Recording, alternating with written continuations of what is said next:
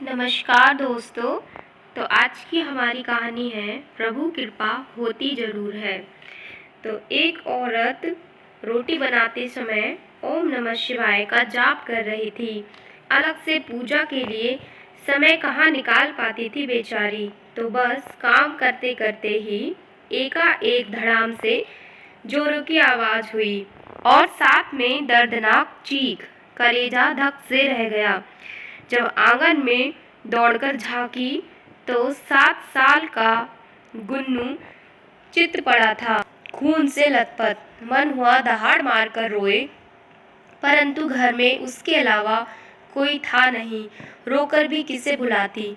फिर गुन्नू को संभालना भी तो था।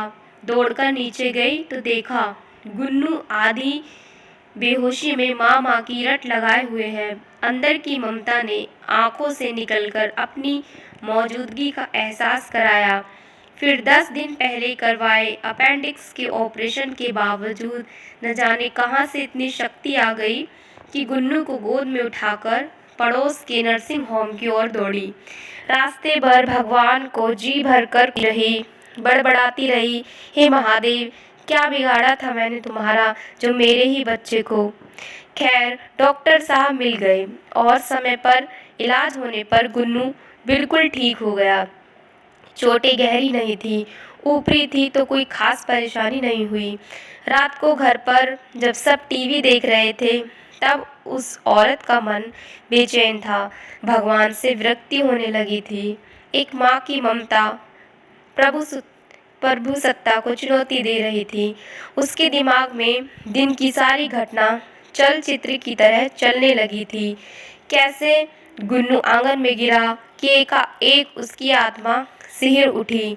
कल ही तो पुराने नल का पाइप का टुकड़ा आंगन से हटवाया है, ठीक उसी जगह पर था जहां गुन्नू गिरा पड़ा था। अगर कल मिस्त्री न आया होता तो उसका हाथ अब अपने पेट की तरफ गया, जहां टाके अभी हरे ही थे ऑपरेशन के। आश्चर्य हुआ कि उसने 20-22 किलो के गुन्नू को कैसे उठाया, कैसे वह आधा किलोमीटर तक दौड़ती चली गई। फूल सा हल्का लग रहा था गुन्नू। वैसे तो वो कपड़ों की बाल्टी तक छत पर नहीं ले जा पाती। फिर उसे ख्याल आया कि डॉक्टर साहब तो 2 बजे तक ही रहते हैं और जब वो पहुंची तो 3:30 बज रहे थे। उसके जाते ही तुरंत इलाज हुआ, मानो किसी ने उन्हें रोक रखा था। उसका सर प्रभु श्रद्धा से झुक गया। अब तो सारा खेल समझ चुकी थी। मन ही मन प्रभु से अपने शब्दों के लिए क्षमा मांगी। तभी टीवी पर ध्यान गया तो प्रवचन आ रहा था। प्रभु कहते हैं, मैं तुम्हारे आने वाले संकट रोक नहीं सकता, लेकिन तुम्हें इतनी शक्ति दे सकता हूँ कि तुम आसानी से उन्हें पार कर सको। तुम्हारी राह आसान कर सकता हूँ, बस धर्म के मार्ग पर चलते रहो। तुलसीदास जी ने भी लिखा है, तब तब प्रभु धरे विविध शरीरा, हरहि कृपा निधि सज्जन पीरा। जब जब भक्तों पर संकट आता है, प्रभु विभिन्न रूपों में आकर अपने भक्तों का संकट हरते हैं। अक्सर लोग कहते भी हैं, आज तो प्रभु ने समय पे आके जान बचा ली। तो इसी प्रकार प्रभु सभी के संकटों को काट देते हैं, परंतु हमें वो सारी चीज़ें दिखाई नहीं देती। तो आपको हमारी ये कहानी सुनकर आपकी क्या धारणा है इस कहानी के बारे में, आप हमें कमेंट करके बताइए।